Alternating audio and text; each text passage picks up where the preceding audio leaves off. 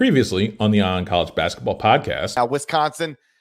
Oh, I move you into the top 5 and you got to go to Pinnacle Bank? Shouts to Borzello for this. This is crazy. So I will finally concede that you don't just walk into Pinnacle Bank if Nebraska wins tonight, because right now Nebraska is plus 59 and 5-0 at home. It's minus 72 and 0-5 on the road in Big Ten play. It can't walk into any place that isn't Pinnacle. I was way ahead of the curve on this. I think I invented this. It's bolted the doors on Pinnacle Bank there. I will concede if Nebraska pulls this off against Bucky on Thursday. He'll bring it up. His homecoming appears spoiled. The three won't go. Gary the rebound and the improbable upset in Lincoln.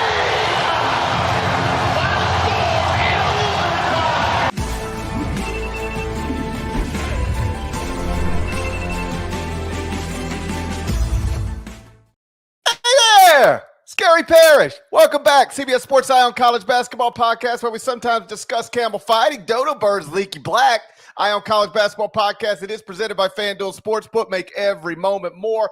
Matt Norlander is here with me. If you're watching on YouTube, smash the like button like you're Brandon Davies. And if you're watching on YouTube, please also don't forget to subscribe to the CBS Sports College Basketball channel while you're here. Let's get into it. Massive weekend on tap. 4 top 10 matchups. We're going to discuss them all. We're going to pick them all in the final 4-1. But I did want to start by further discussing what we talked about in Wednesday's show, specifically how top 10 teams are losing road games to unranked opponents at an unprecedented level, because it happened again on Thursday night. Final score, Nebraska 80, Wisconsin 72. It was in overtime. 6th-ranked Badgers tried to walk into Pinnacle Bank, but you know how that goes. I've been telling you for years. I think I'm the first person to ever tell you. I've been talking about it for a long time. They took a defeat. Dead leg. What'd you make of the happenings last night in Lincoln, Nebraska? That one's on me. I was wrong. That one's on me. I was wrong. That one's on me. I was wrong. All right, listen. You're not getting out of this show without a little comeuppance. We'll save that for later. Oh, no. I got to have comeuppance too? You got a little comeuppance a little bit later. Damn it. I was hoping I would skip the comeuppance. There will be no skipping anything on this Friday. Damn. Yeah, listen.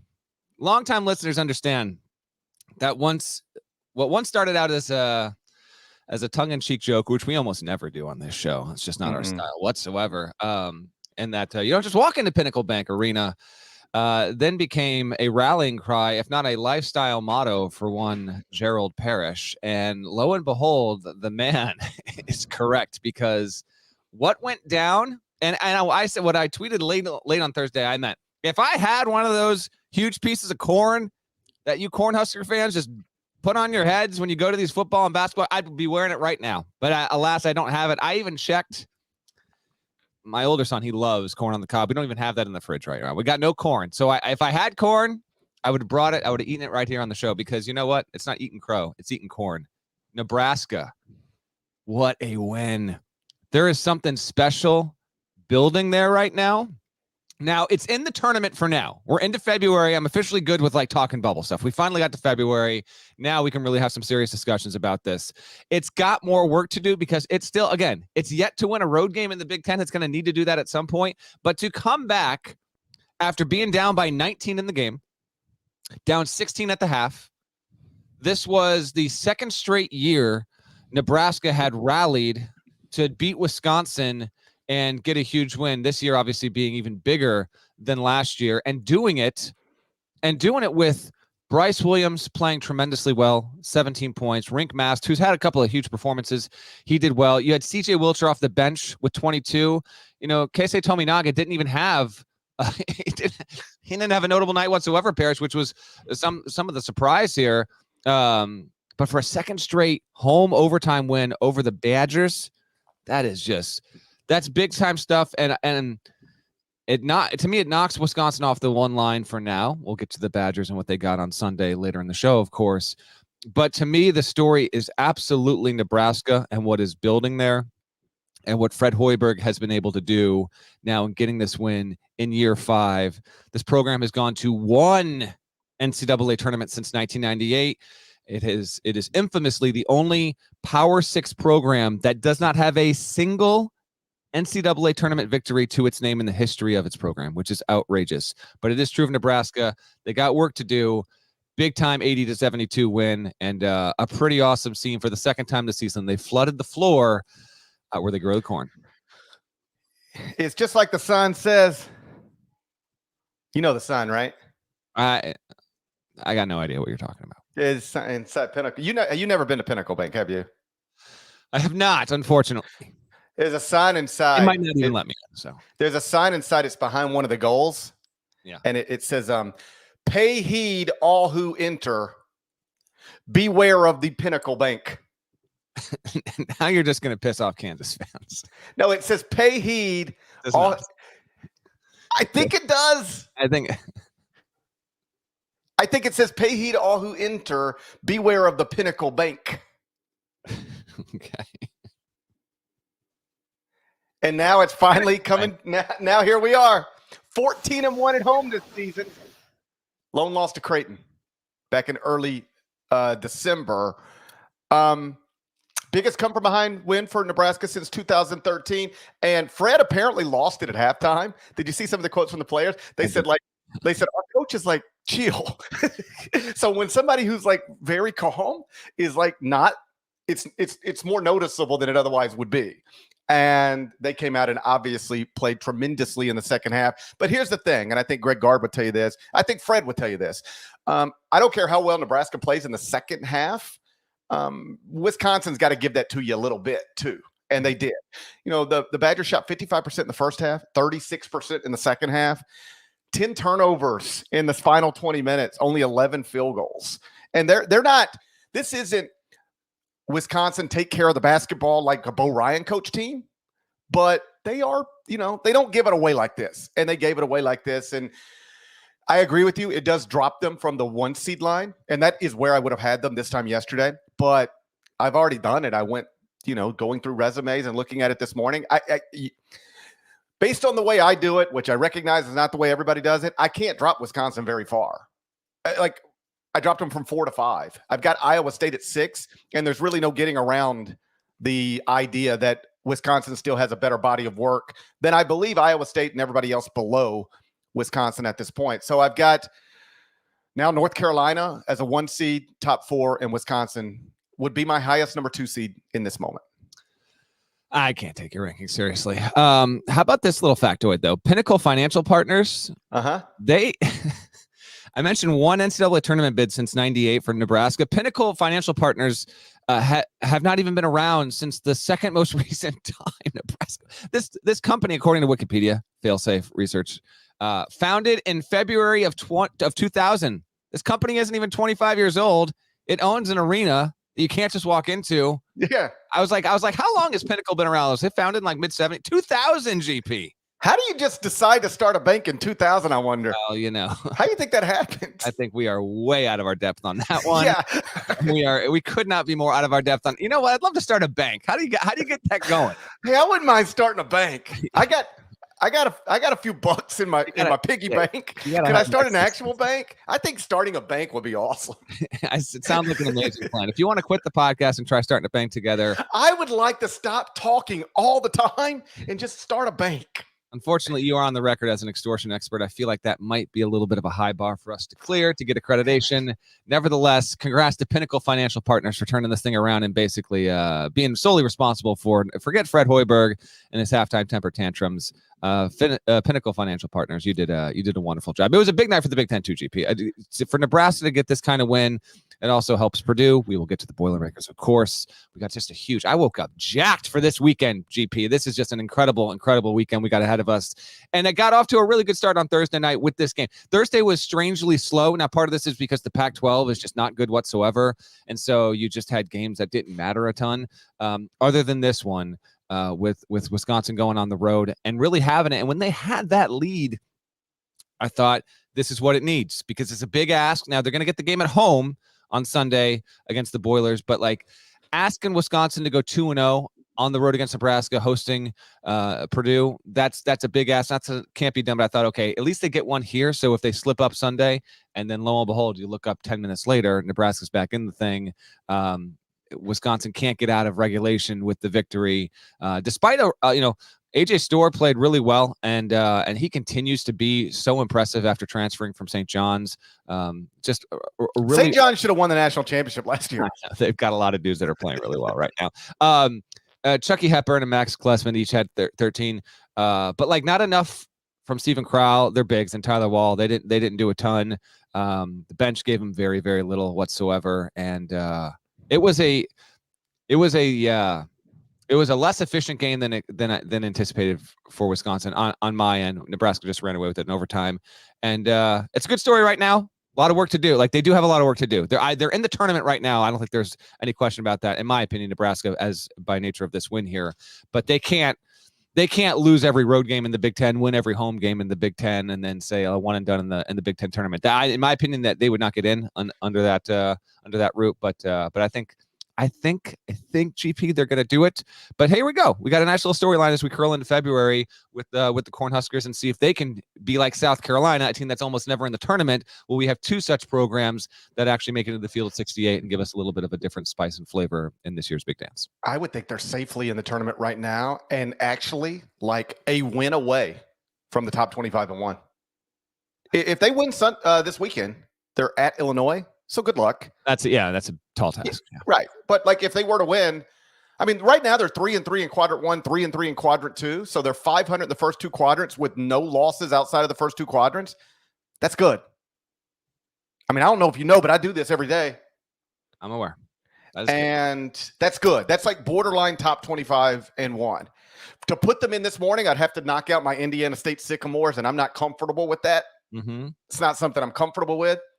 But if, there'll be losses this weekend and Nebraska were to win at Illinois, I would probably on Monday morning move Nebraska into the top 25-1. Their strength of record right now, by the way, is 34th in the country.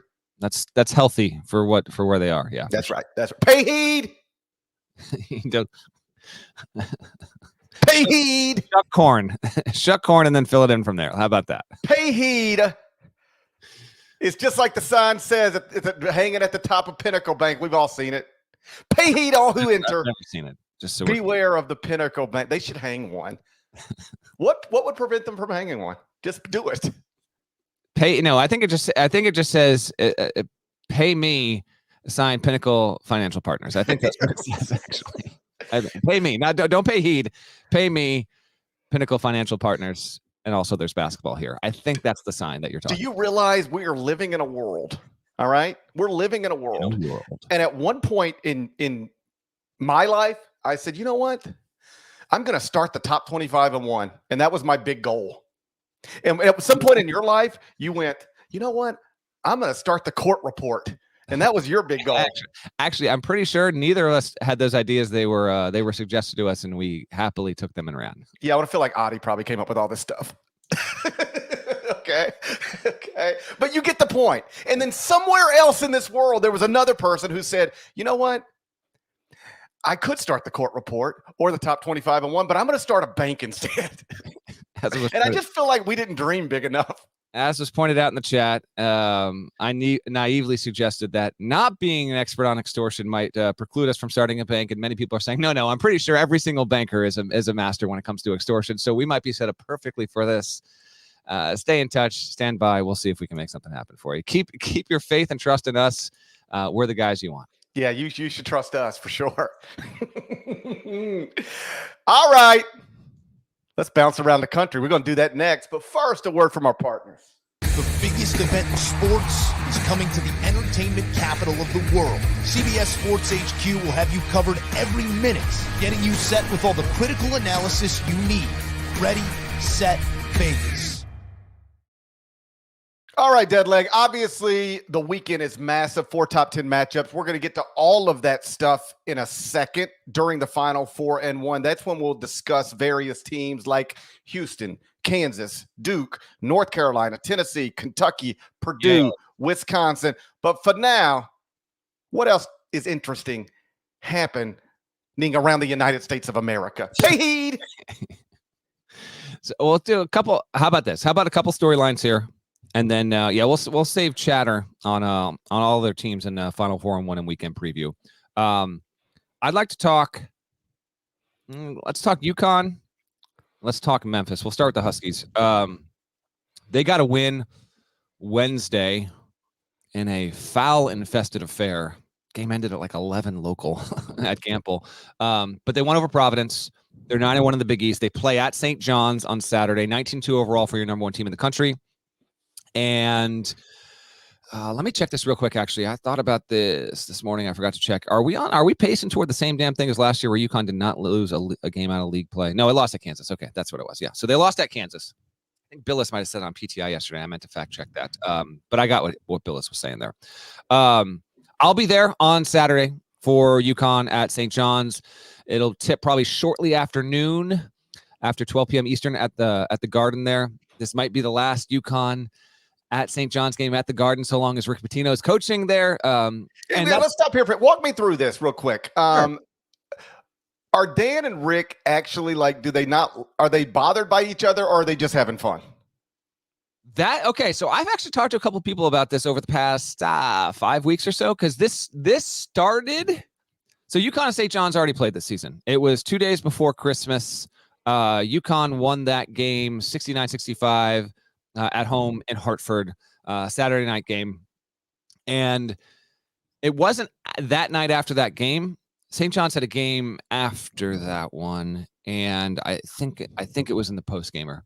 For whatever reason, either Pitino got teed up for it or he just swerved into it, because they were talking about playing at Carnesecca, which is a much smaller venue, obviously, than Madison Square Garden.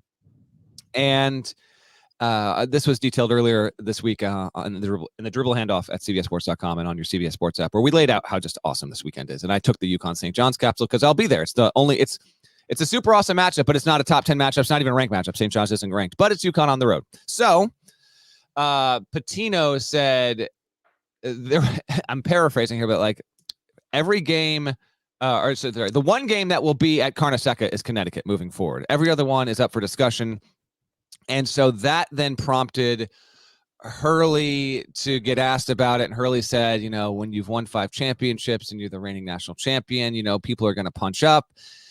Then that prompted Steve Masiello, Pitino's top assistant, to tweet out, I think Pitino stopped punching up after his 4th Final Four. Or was it his 5th? Oh, no, wait, maybe it was 6. No, I think it was his 7th. So okay, there was that. And then Pitino had the quote about how he doesn't go after officials. He considers it a form of cheating, which is just a glorious, it's a glorious Pitino quote. You've got to be kidding me with this. And so they've had a little bit back and forth. I don't think they dislike each other. I think they are extremely competitive, and I think there's a little bit of, and this I'm definitely out of my depth here, but I understand the conceit. A little bit of wrestling heel stuff here, a little bit, but I don't think like they're leaning into the role too much. It's just they are alpha competitors, man. And that is why, like, St. John's needs the win to keep itself in the tournament conversation here. The game has a ton of urgency, and UConn wants to hold on to that number 1 ranking. And Hurley's talked about how much like that means to him. Like, you're going to have to pry it out of our dead hands. Like, we're not even in March, and Hurley's talking Hurley. And so with that, there's just a lot of very awesome plot lines and drama and intrigue behind this game. Like, this would be like a top 2, top 3 matchup on a regular weekend. It just happens to be falling and adding to what's the best weekend of the season. This is the weekend where if you've got friends who kind of like wait till March to get into college hoops, this is the one for them. This is the mainstream appeal weekend for college hoops in the regular season. And St. John's at UConn at St. John's is a wonderful way to get it going. And the reason why obviously Pitino has an issue with hosting UConn at the Garden is, I don't know if it'll be a sellout. It very well, damn well might be. And if it's not, it'll be close to. And the fan split, I think, will be about 50-50 because UConn fans like to call that store south. Obviously, they love getting down there for the Garden. And Pitino knows, like, he'll have plenty of local support, but this is not going to be a home court advantage. And he has no desire to allow for 7,000, 8,000, 10,000, 11,000 UConn fans to come in for what's supposed to be a St. John's home game. But it is this weekend, noon Eastern, Fox. Cannot wait to get there. Should be awesome stuff.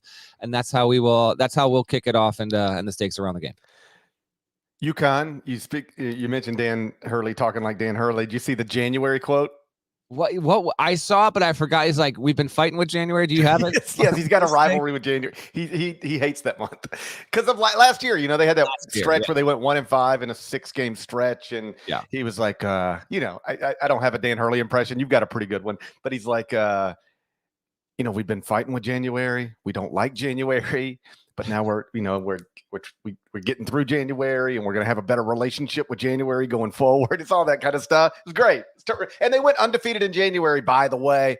They're now sitting here at 19-2 overall, 9-1 in the Big East. And Ken Pom now projects UConn to win the Big East by 4 games. That is outrage. I like UConn. That's 4 games? 4. Give me 3. Yeah, that's 4 is a ton, man. They're going to win it by multiple games, but 4 is a lot. That's a lot. Yeah. 4 is a lot. Can't wait to get down there. I'll be at the Garden, and then I'll be in studio for CBS Sports HQ all evening long to recap. So have that going on the second screen. Let's talk Memphis. Memphis has dropped, credit to Sports Illustrated's Kevin Sweeney, because he pointed this out yesterday on Twitter, which is a wild factoid because it's happened in a matter of weeks. Memphis has gone from being the number 10 team in the AP Top 25 to now being a quad 3 home game, meaning it was 76 in the net. And if you're 76 in the net and you host a team with the way the quadrants break down, that's a quad 3 game. That is crazy. For them to have lost again. And it was a big night. It was a big night for Rice. Scott Perez's team did a great job. And even I saw this too.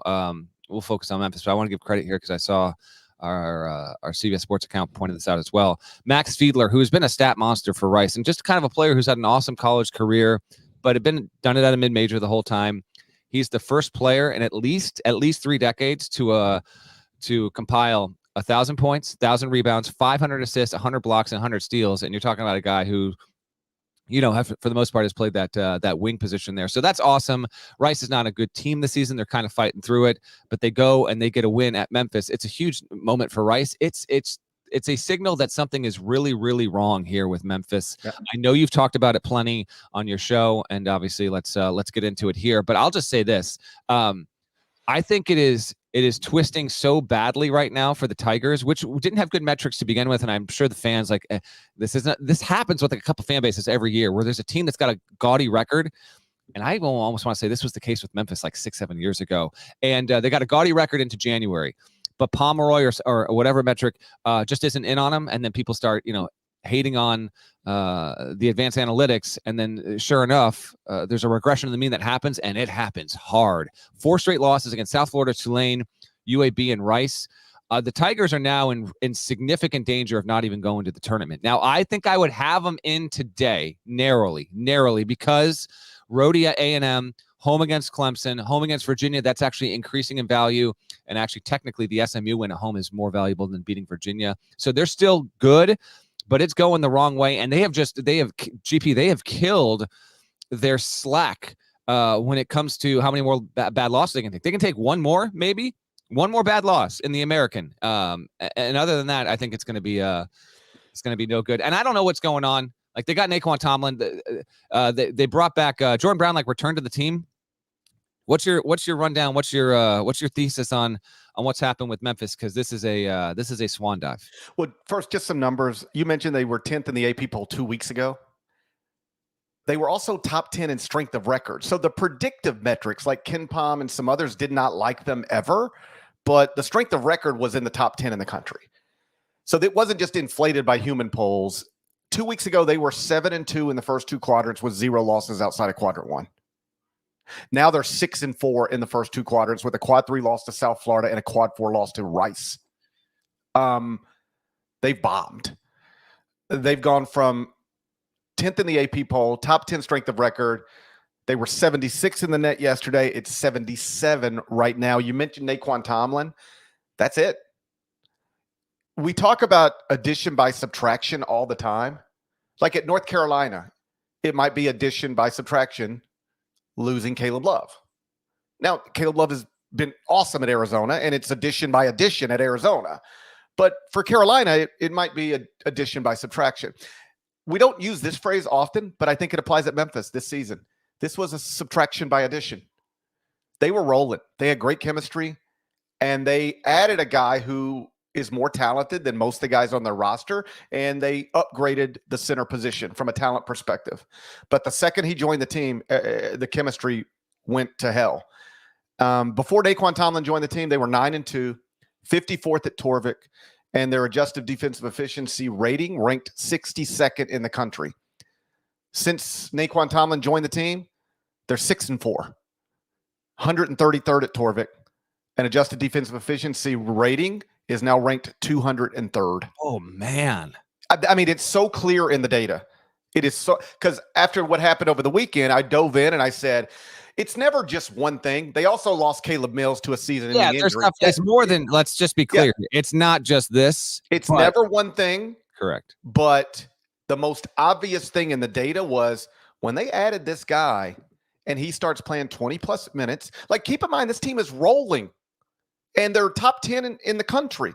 And then suddenly you add a guy, and this ain't like somebody coming back from injury or somebody who had to sit out 9 games, but he's been with you all summer. They didn't know this dude. He just showed up. I don't know him. He was like, but they don't even know who this guy is. So imagine you're on a basketball team and everything's going well. You're winning games. The place is packed.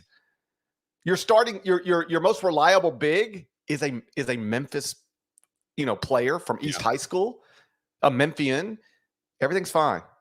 And then they add this dude that nobody knows. He takes minutes from somebody. He takes shots from somebody, and the chemistry is plummeted. Again, 54th at Torvik without Tomlin, 133rd with him. Defensive efficiency rating, the ranking 62nd without him, 203rd with them. And now, yes, they are at real risk of missing the NCAA tournament. Because, and by the way, like, I did all the data breakdown and I was like, listen, it's never just one thing, but this seems to be the most obvious problem. And then after the loss to Rice, you know what Penny Hardaway said after the game? Since Naquan Tomlin's joined this team, we have not been able to get in any sort of rhythm. I don't know why, but we have not been able to get in any kind of rhythm. And I think I know why. My little guy was on a 7-year-old baseball team, and it got blown up, or a 6-year-old baseball team, and it got blown up. You want to know why? Because Naquan Tomlin was because Naquan Tomlin joined the team. Yeah, exactly. Naquan Tomlin, like, before this, he ruined my kid's baseball team. This guy's. You know what? I support multi-sport athletes. So good on Naquan Tomlin. Now, the fact that he's decided to get involved in a 6-year-old baseball team in the greater Hernando, Mississippi area, maybe that needs to be investigated. But you know what? It's actually shocking that your son's team went down the tubes once Naquan Tomlin was brought aboard. It surprised me too. In all seriousness, what everybody's winning, everybody's okay, everybody's happy, everybody's getting to play second base. Then you add 2 kids, and they're good. And now your second baseman gets moved to right field, and your right fielder gets moved to the bench. Now everybody's mad. Parents are arguing. Team gets blown up. And that's 6-year-old baseball. Now let's talk about high major college basketball. It is insane to think that it couldn't possibly impact chemistry. Not definitely will impact chemistry, but could possibly impact chemistry negatively. And that seems clearly what has happened at Memphis. And just, by the way, this is year 6 for Penny. Yeah. And if he doesn't make the NCAA tournament, he will finish his 6th season with 2 NCAA tournament appearances and only 1 NCAA tournament win. Josh Pastner through 6 seasons, 4 NCAA tournament appearances, 2 NCAA tournament wins. And he entered year 7 on the hot seat and got paid more than $1 million by Memphis after year 7 to please leave and take the Georgia Tech job. That's where we're at. Okay. And for folks that might not be up to date on the Americans ledger right now, Memphis, again, is 4-4 in the league. Florida Atlantic, Charlotte, and South Florida, all 7-1. FAU is projected to win the league by 1 game right now. Charlotte, credit to the 49ers with an interim head coach right now, in Aussie, getting it done there. So that's, I know that's well appreciated by long-suffering Charlotte fans, including one that frequents our chat with relatively regular cadence here. And it's opening up a window here for FAU, which has had some close shaves. They did not play. They had with the rotation schedule, they didn't play on Thursday. They will play Sunday at home against Tulsa. Any other thoughts on Memphis, or should we break down this splendid slate? I think that's enough on teams with 4-game losing streaks or skids. Let's get to the Final 4-1 presented by FanDuel Sportsbook. Make every moment more. We're going to do that next, but one more word from our partners. for me to be able to say that I became a world champion, that's something that you remember forever.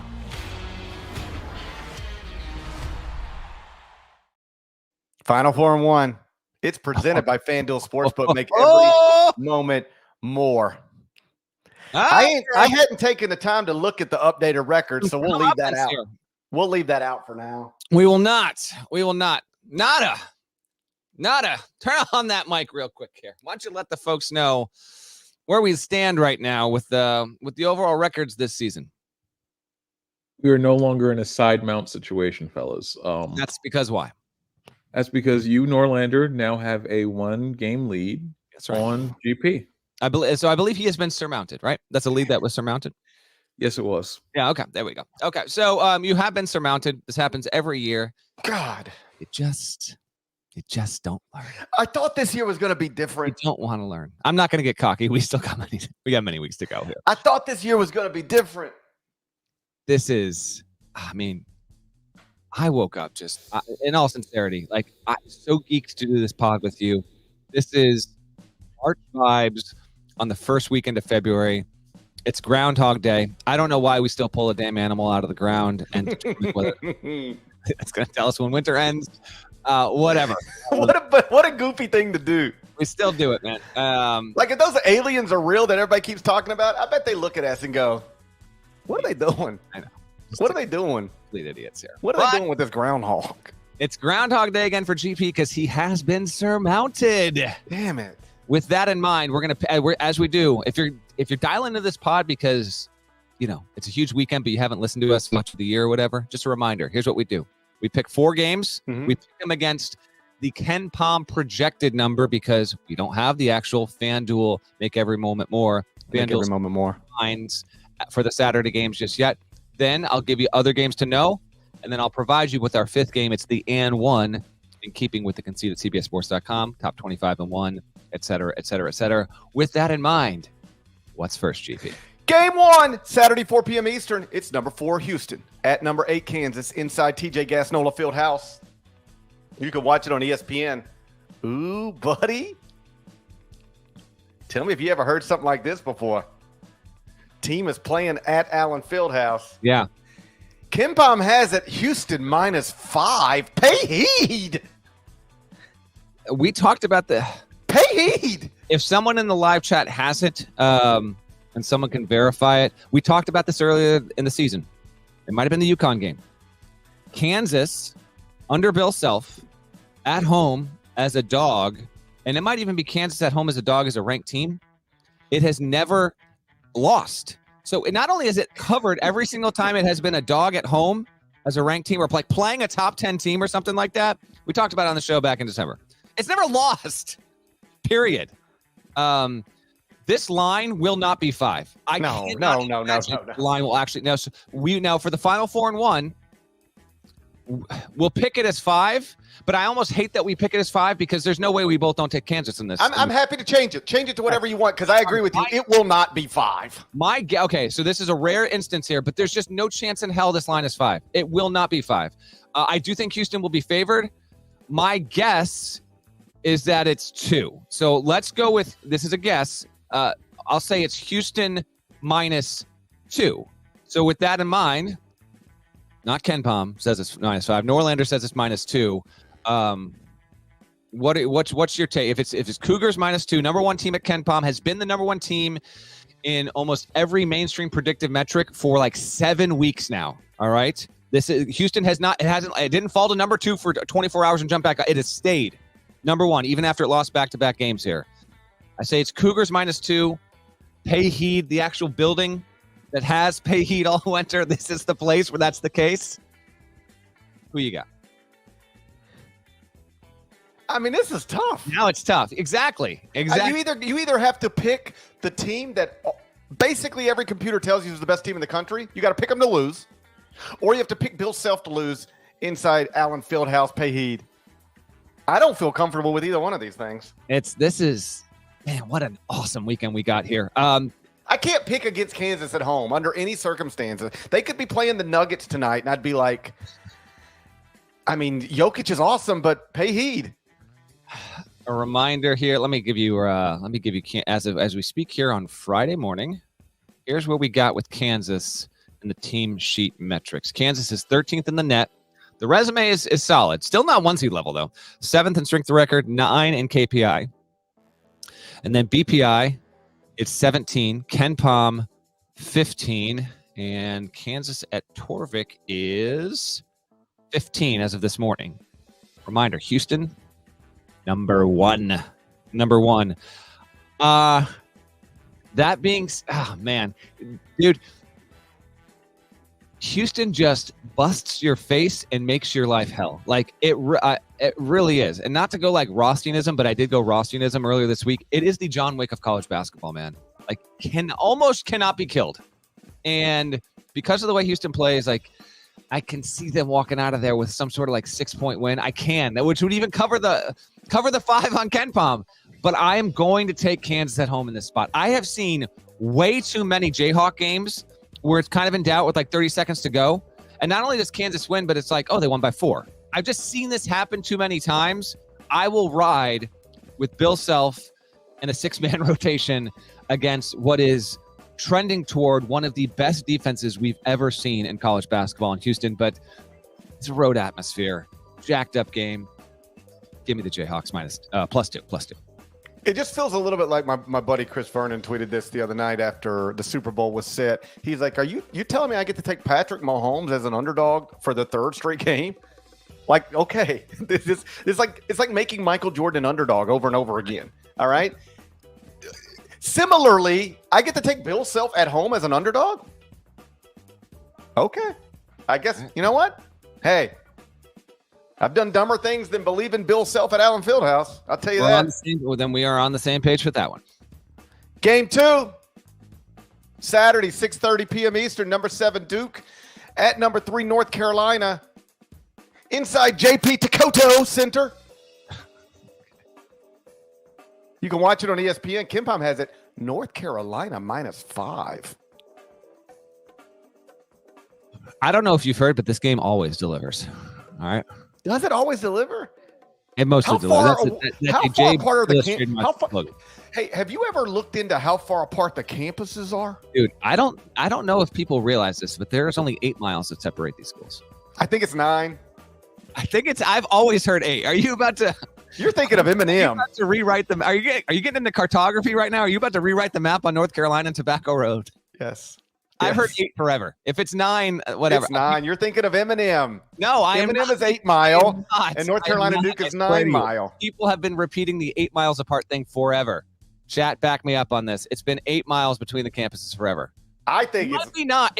Listen, I've never gone down there and literally done the drive and mapped it out there, but I've heard 8 miles forever. I've never heard Cameron Indoor Stadium. Oh, we're going to trust Google Map on this. Dean Smith Center. Come on.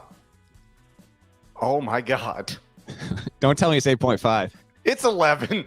Stop. It says 11. It says 11. Hold on. It might be anyone in the chat begging you to help us here. It must be 8 miles between the campuses or something. I've heard 8 forever. So okay, I did the arenas. Now let's just do the campuses. Okay. So it's 11 miles arena. UNC Chapel Hill. Okay, got it. And now Duke University. Come on, deliver. What do you got? 9.8 miles. Look at this. They're growing further apart. We got someone in the chat, Myron, saying it's 8 miles. This is a controversy because the myth or lie that they are 8 miles has been perpetuated for a long time. They've been further apart than they've led us to believe. They've never been as close as they acted. Wow. I mean, this is world shaking. Nevertheless, this is the 49th meeting between these schools as to top 10 teams. That is truly ridiculous. And it's why it's not only the best rivalry in college basketball because they're 2 of the 3 most important programs in the history of the sport. 2 of the 4, however you want to break it down, whatever. They're almost always good when they face off. They are frequently great. 49 times. The next closest, and this was a stunner, And I know our podcast colleague at CBS, Will Brinson, has not been able to recover from this because the second most frequent top 10 matchup of all time is North Carolina, NC State. Yes, kids, NC State was once really, really good for a long time there. Oh, but prove it. I mean, just sports reference exists. I don't know what you want me to tell you. Like, David Thompson was an awesome player. Here is the 5 most frequent, courtesy of our buds with CBS Sports Research here. The 5 most frequent top 10 matchups in the history of men's D1 college hoops. It's 49 for Duke and UNC. And then UNC and NC State is 14. Kentucky, Duke is 13. Carolina, Kentucky also met 13 times with both teams ranked in the top 10. And then Carolina, Maryland. Get Maryland back in the ACC, please. Get rid of this nonsense of them in the Big Ten. Also 13 times. It's a joke, man, that there are 35 more frequent meetings with Duke and Carolina's top 10 teams than any other possible matchup. And as Brian Ives pointed out, I think I mentioned this earlier on the show this week, those teams are 24 and 20. Duke and Carolina, like, you look at their 50 most frequent matchups, their 80 most, their 100 most, their 150 most recent matchups, and it's always like they're either even or Duke or Carolina have a 1-game advantage, and like they're separated by 8 points. Every damn year we see this, and it doesn't change. It's incredible. This is a wonderful game. Let me get to a quick analysis, and then we'll pick it. I believe, I was talking with someone at Carolina on Thursday night. I think that Armando Bacot needs to show up massive in this game. And by massive, I'm talking like 20-plus points, double-double, 10-plus rebounds. He's not going to be tasked or be able to guard Filipowski out on the perimeter, but you make your presence known. I don't think this can be R.J. Davis hero ball and getting Carolina the win. On the other side, Proctor has been on fire, and if you tell me that Proctor disappears in this game, I think it would spell doom for Duke in this one. You got Jeremy Roach. Feels like a veteran kind of guard kind of game here. This has wonderful potential. If Duke wins, it will be tied in the loss column with Carolina, but technically take the short-term lead because they'll have the head-to-head victory over them. Obviously, they'll meet again to wrap the regular season, as always there. So I can't wait for this one. It's at the Dean Dome. It's a different vibe than Cameron. Each of the buildings have their own benefits because Dean Dome is just, it's a bigger building, and so you've got more people there.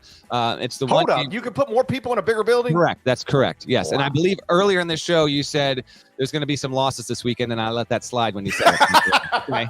You go, there's going to be losses this weekend. Really? You There think? are, though. There are. Okay. So, yeah, to me, it's a lot of this is Bacot, but maybe the thing I like about Duke Carolina is that we often get something that happens and it's just not on the 1, 2, 3, 4, 5 scouting report in terms of what, like, maybe like Cormac Ryan has the game of his life and he's the reason why UNC wins, or potentially Mark Mitchell is the best dude on the floor and Duke pulls out a huge road win. And then we're cooking with some juice there. So obviously awesome. Cannot wait for this. You said the tip was 6:30. Is that what Eastern. you had? Eastern. I would bank on this getting bumped. First of all, you should be setting aside the whole day to watch all these games. That's called. Let me give you television terms. That's called sliding the tip. They're going to slide that tip. They're going to slide the tip. It sounds a little. I've never been real comfortable with. I did not, but whatever. I've never been real comfortable with the phrase, but the phrase is slide the tip. The phrase you haven't been comfortable with? Okay. I would say it's going to be a 640 tip, but nevertheless, you said it's UNC -6. It's too many points. I think because I don't think this game is UNC -5. Deadleg. You had 6 in the dock last night, so it's changed overnight. Okay. You had 6 in the dock. Sometimes things change overnight, You had Deadleg. 6 in the dock. Doesn't matter. I will still go Duke to be inside that. I had to update the dock this morning. Somebody didn't get into the dock this morning. I will go. Hey, look, I got into the dock this morning. Nada got into the dock this morning. Okay, I will go. You're out there preparing soliloquies on how you can put more people in bigger buildings. I'll go Duke inside that number. Duke +5. I say Carolina wins 73-70. Okay. Sometimes the chat is helpful. All right? Sometimes it's not. Oftentimes. Sometimes it's not. Sometimes it's just aggravating. I'm just telling me it's 8 miles in the chat. Okay. Well, 31A Rob, he says he drives it every day. It's 9 miles. Thank you. What do you think 31A Rob's doing every day? Driving just back? What if all he does is just drive back and forth between the campuses every day? Like that's what he does. That's how he spends his day. We've uncovered a scandal. There's no doubt about it. Okay. So 31A Rob says, I drive it every day. It's 9 miles. depending on arena to arena, campus to campus, we got numbers from Google Maps that range from 9, 10, or 11 miles. What the chat is saying is that, sure, on the road, it's going to take you 9, 10, or 11 miles. But crow fly is 8. That's the crow. And the crow fly, I think, should be the actual. Yeah, but we ain't crows. Do I look like a crow? Well, I mean, I might look like a crow. You actually do not. Let me assure you. I might look like a crow. You do not. Do I look like a crow? I'm not a crow. Why? Okay, you ready for this? If somebody said, Deadleg, I need you to come over, and you said, okay, how far do you live away from me? And they said 8 miles. And then when you started driving, it was really 15. At some point, you might go, hey, I thought you told me it was only 8 miles, so I didn't leave in time. Now I'm late. It's 15 miles. And what if they said, oh, yeah, but I meant crow fly? You'd be like, what? Why are you telling me how far a crow has to fly from one place to another? I'm not a crow. Give me human drive, not crow fly.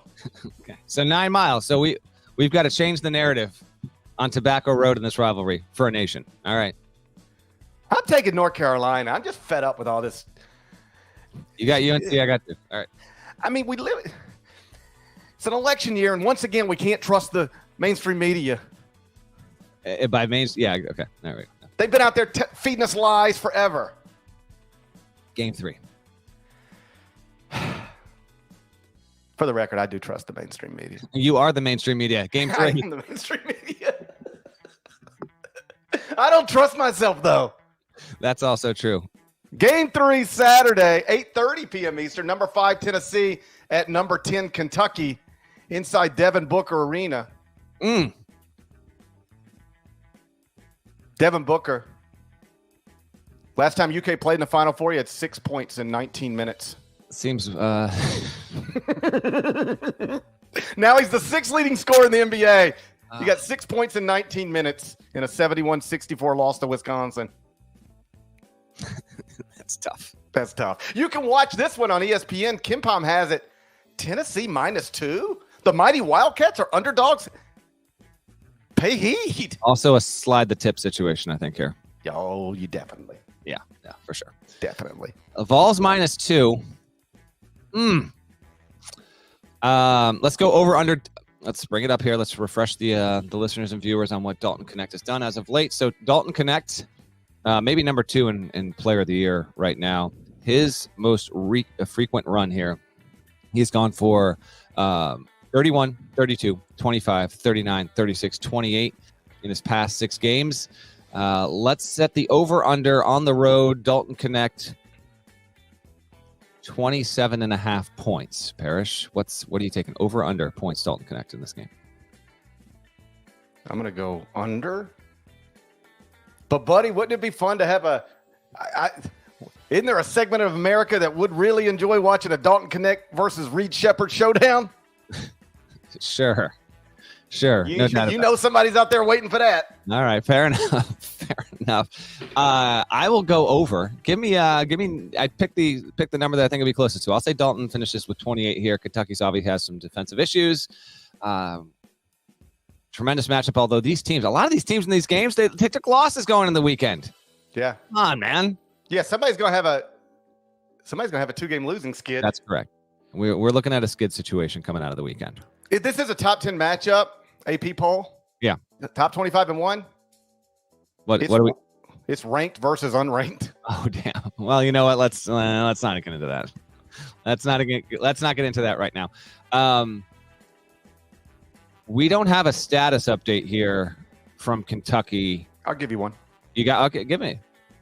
You just tell me what you want me to. What do you want to know?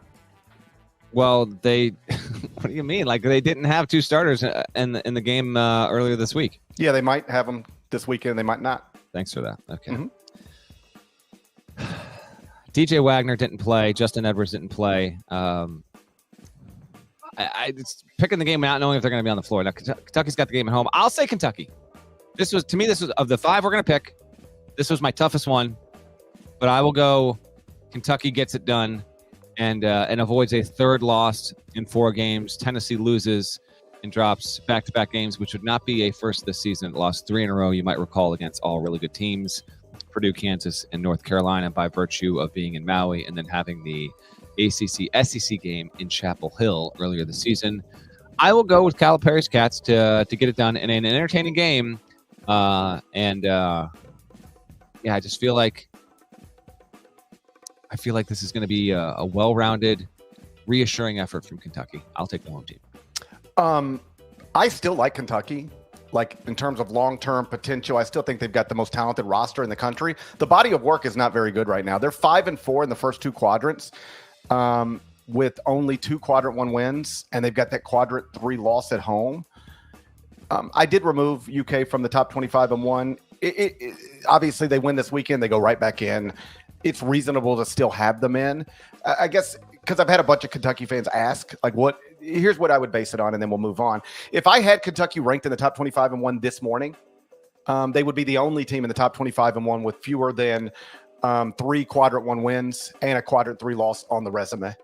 And if I had Kentucky in the top 25 and 1 this morning, they would be the only team in the top 25 and 1 that has a quad 3 loss on the resume and isn't at least multiple games above 500 in the first 2 quadrants.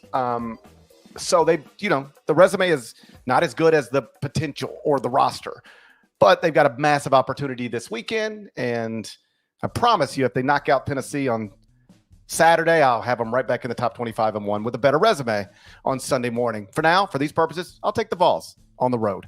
Game 4, Sunday, 1 p.m. Eastern, number 2 Purdue at number 6 Wisconsin inside the Josh Gosser Center. You can watch that one on CBS, America's most watched network. It's the network of stars. KenPom has it Purdue -1. Another road favorite. A lot of road favorites here.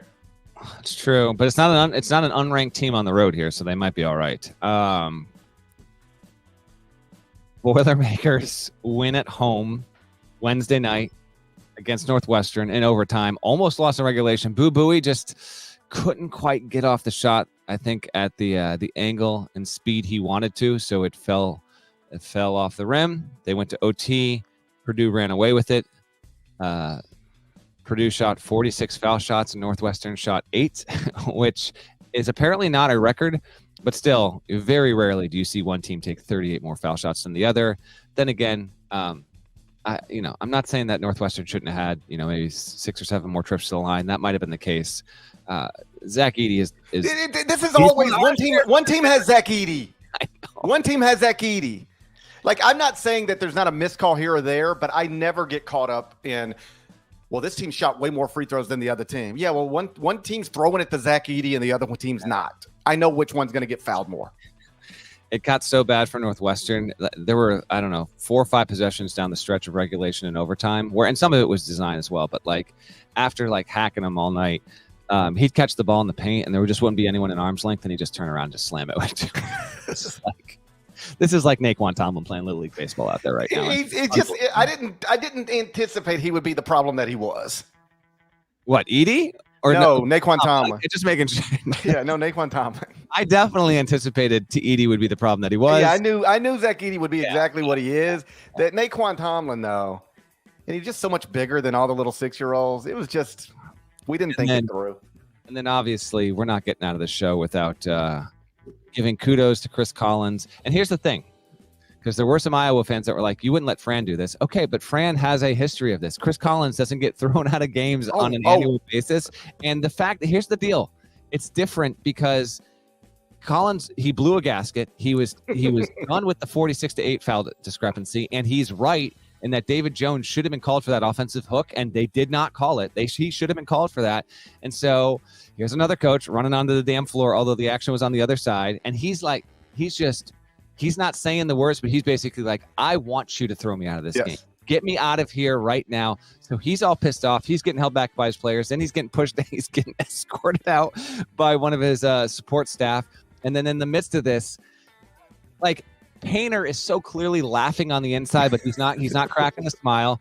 do the old handshake. I have no doubt that since that moment happened, Painter and Chris Collins have shared a laugh over what the hell went down there. Gives him a shake, a couple daps, and then Edie's just chilling by the wall under the basket. We get the little one-handed hug in there, and then Collins going, yeah, I'm a student section.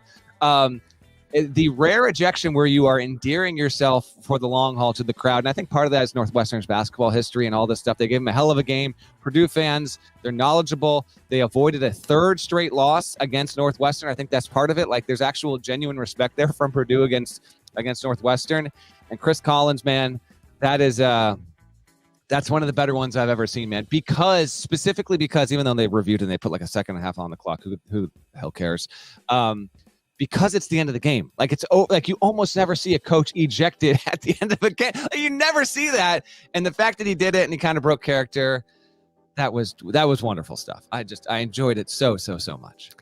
Just to be clear, and I don't want to speak for you, but for any Iowa fan who is saying we wouldn't let Fran do this, I 100% would. If Fran did it like this, absolutely. Are you kidding? Oh, let me be clear. I think it's crazy that Fran loses his mind as often as he does, but I enjoy it. I laugh at it. I can giggle at almost anything. Please, Fran, go bananas and then go hug Zach Edey, and we'll laugh about that too. I promise. You go without a doubt. So, congrats to Northwestern there. Purdue now turns around, plays at Wisconsin. Now the Badgers, they got to try and get a win here after This is not the parish conundrum. You don't want to lose a game you're supposed to win and then have to go play a game you're supposed to lose. Yes, it is. I don't think so. Wisconsin, I don't think you can qualify that Wisconsin. You can't say that. Why can't I? Bank Arena. No. You can't say that. They were favored at tip-off. It doesn't matter. It's Pinnacle Bank Arena. You can't say that. It does not apply here. Pay heed all who enter. Okay. Pay me. Not pay heed. Pay me. Pinnacle Bank Financial Partners. Okay. So it doesn't apply here. But nonetheless, they're now staring down a potential. We got another potential skid situation here. Wisconsin's capable of winning this ball game. Let's be clear on this. Purdue is developing a knack for winning some squeakers. I will go Purdue on the road, 1:00 CBS as a reminder here on Sunday. This is your standalone Sunday. Sunday is randomly. Now, there's like 15 total games in the sport on Sunday. There's no football. I don't know why the hell that happened. Naquan Tomlin, duh. Okay, and so I will go Purdue. I will go Purdue to win and cover here. Wisconsin was favored at Nebraska by, I think, a point, maybe a point and a half. So I did notice, and I'm not hating, but I did, like, at the end of the clip, it was like an unimaginable upset. And that's more like Fairleigh Dickinson over Purdue than Nebraska as a 1-point underdog over Wisconsin. But whatever, who cares? It was an awesome moment. I'll take Purdue on the road, but I don't feel great about it. I think we've agreed on 3 games. I've lost track here. Here's your tour around the weekend before we get to the 5th one. Friday night, Bonnie's at Dayton, 7 Eastern, ESPN2. It's a good A-10 game there, and a big spot for Dayton. You don't want to drop a game at home to St. Bonaventure, but Bonaventure is actually good enough to maybe to mess around and pull off an upset there. Your guy here is going to take a trip up to New Haven. I'm going to see Princeton Yale tonight with my boys. So I'm excited to do that, to see Xavier Neely with Princeton. Obviously a really good team. Yale yet to lose in the Ivy League. Princeton lost at Cornell last week. Taking a little Ivy action on a Friday. That's an awesome game. Want to give a shout out to those programs and shouts to Yale. They're friends and fans of the podcast there. Saturday, talked about it earlier, but a reminder, UConn at St. John's, noon Eastern on Fox. You've got Virginia at Clemson in a battle for the 3rd best team in the ACC, 2 Eastern on ESPN. Clemson is staring down a really tough part of the schedule after losing a lot here. This is a big one for Brad Brownell's team. Virginia, if it were to win on the road, even if by nature of doing that it would be another Clemson loss, would be putting itself in a better spot than I think people thought it was a month ago. Lo and behold, maybe Tony Bennett could coach a little ball. We'll see. But that's a pretty urgent ACC game there. Also at 2 Eastern on Saturday, Texas at TCU. That's an ESPN game that'll run alongside UVA Clemson. So you've got just a quality Big 12 matchup, and I believe I saw I think I saw that we might have something on Sunday. I think I saw that Barstool is going to send like thousands of horns down shirts to TCU. So I don't. Here's the problem with, and we'll see if it actually happens. But here's the problem when you make a big deal out of this. In all seriousness, then you induce this kind of thing and you make it 10 times worse. That's exactly right. I can't remember if I said this to you or somebody else, but this is exactly like 8-year-old stuff. Like once you know, oh, like if I call this guy Four Eyes, it really bothers him. Well, then that's your go-to. Oh, shut up, Four Eyes. Yeah. Now this is what they do. All I got to do is this, and you're mad. Okay, horns down, horns down, horns down. You make it worse. It's really dumb. There might be horns down peppering that, and that just might become the thing there. 3:30 Eastern on Fox. 2-loss Utah State going on the road to play against San Diego State. That is like, if you're a college hoops diehard, it's just an incredible Saturday. This is such a good game. It gets a little bit lost in the shuffle, obviously, with having so many high-profile top 10 matchups, but. Dude, that is big time stuff. Danny Sprinkle's team. Again, Utah State is 19-2. It's 7-1 in the league. San Diego State right now sits at 16-5, 5-3. Aztecs at home. You know, you got to have it to have any chance at having a shot to win the Mountain West there. So that's a big one, big spot. Got to see it 3:30 Eastern on Fox on Saturday. Number 16 Auburn is at Ole Miss, 6 Eastern, SEC Network.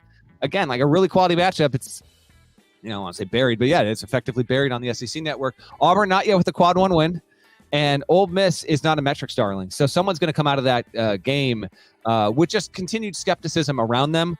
We'll see which one it winds up being. But that's a really, really good one down there at the Pavilion.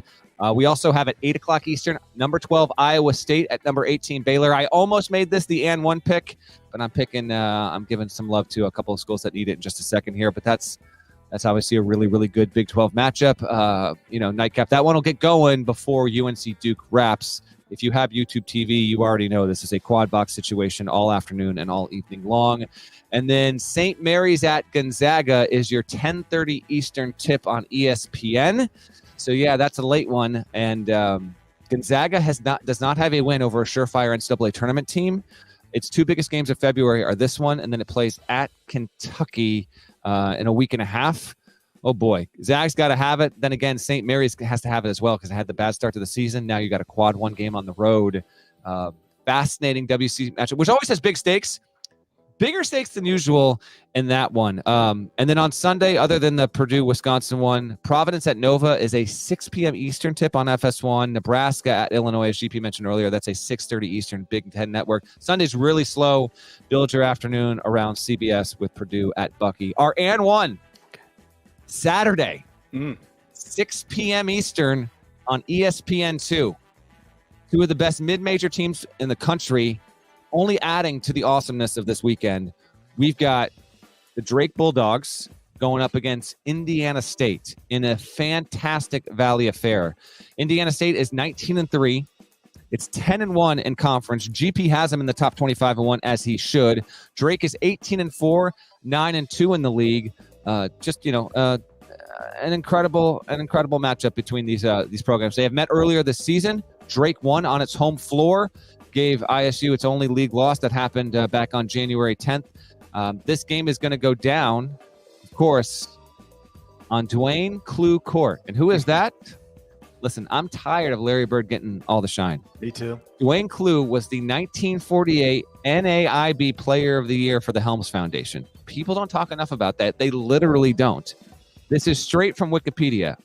He had a spectacular collegiate career. As a junior in 1947-48, he was number 2 in the nation in points scored while ranking number 10 in points per game.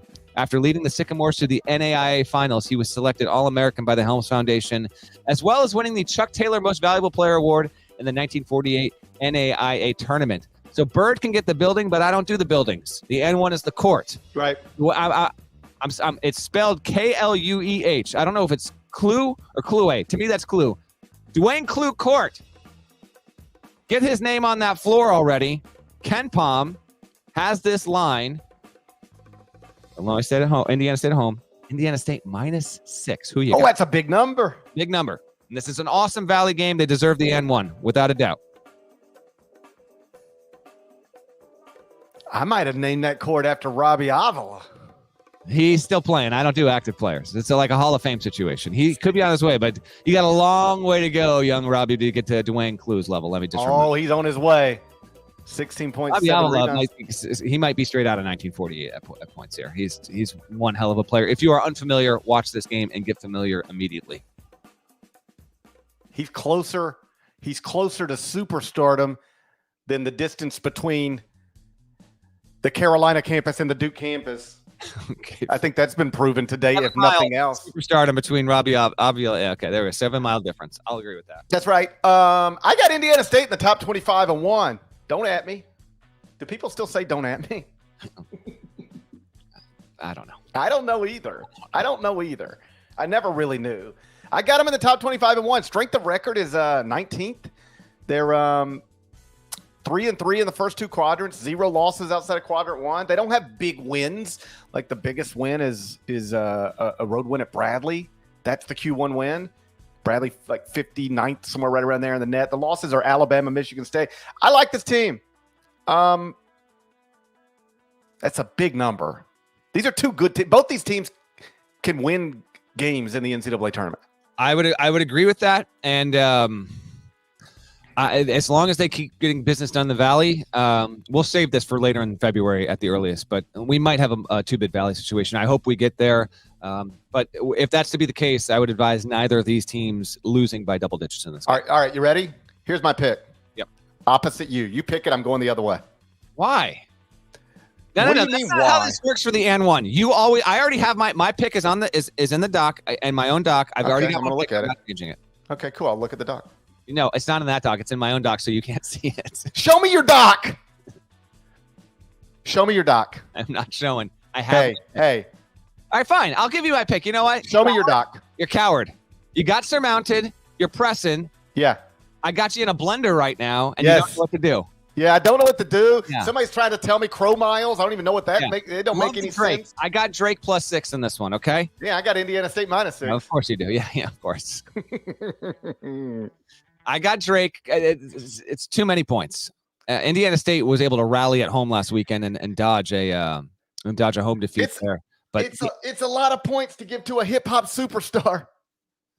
Nothing would be better this weekend on this loaded weekend than if Drake actually attended this damn game. But I'm putting who could ever be a 6-point favorite over Drake right now? I know. Lil Baby, maybe, but even probably not. No. I just think it's crazy to make anybody a 6-point favorite over Drake. Tucker DeVries, star Doja Cat, Robbie Avila, just an awesome Valley game, worthy of the N1. I'll take Drake, and I guess that means you've got Indiana State. Oh, you know what? Hold on.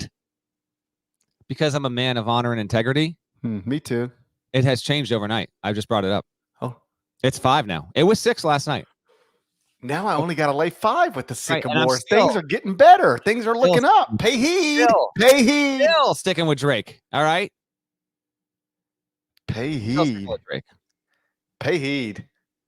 All right. There we go. Shouts to Devin Dowdy. Shouts to Chester, South Carolina. Shouts to Terry MF and Teagle, legend. Shouts to Huck Larnell. Shouts to Human Miles, not Crow Miles. Okay. I ain't got no use for Crow Miles. I think they're just miles, man. That's the thing about miles. They're just the same unit of measurement no matter what. Yeah, but you can't be talking about, a crow could get there in 8 miles. Talking about the mode of transportation. I don't care how long it takes a crow. Until I become a crow, don't ever tell me how far it takes a crow to get somewhere, because it don't matter none to me. They've been misleading us. They should say that on the broadcast tomorrow night. Who's on it? Shulman? No doubt this is a Shulman and Billis game. Yeah, text him and say, hey. He's already, how about this? He is 100% listen to this pot. Shulman, you know what to do. Yes. You say, this is what you say. It is 8 miles between these two campuses for crows. That's the crow fly. Oh my. For crows. But for humans, it's going to take you 9, 10, or 11, depending on your route. If he works in as the crow flies reference on the game, first of all, someone find us and tag us. That gets a reference. That gets an audio play on the pod on Sunday for sure. It's a top 10 matchup between two blue blood programs separated by just 8 miles for crows. I mean, please say that. going to go that way. He's not going that specific. It's two of the best basketball brands in the sport, separated by only 8 miles for crows. Your thoughts, Jay? Please, come on. Hey, if we're going to get back to trusting mainstream media in this country, we have to stop lying to people. It's time to stop lying. Duke and Carolina is separated by 9, 10, or 11 miles. Route. According to your human route. The only thing that can get there in 8 miles is a crow. I'm sure there's other species of bird that are also capable. Just so we're clear on this. No. I don't know how the crow got the crow. Why is it the crow? I know. Why isn't it the eagle? Why isn't it eagle distance? You got a show to do. Like we are at 70 minutes. I know, but I could do another 30 on this. I could do another 30 on this. Listen, I'm a Raven guy more than a crow. Personally, if we're gonna go there, like to me, I give it to the Raven. Ravens are cooler. They're bigger. They're better. I don't know what's wrong with me. I think you're right. All right. Like carrier pigeon. They literally used to do this as the carrier pigeon flies. But what do I know? It's just tough. It's just misleading, and I feel like I've been misled. If you're not subscribed, please go subscribe anywhere you subscribe to podcasts, including Apple, Spotify. There's more of us than there are of them. Robbie Avila, what do you think? I'm not speculating. Just wrap the show, please. We'll talk to you again Sunday. Till then, take care.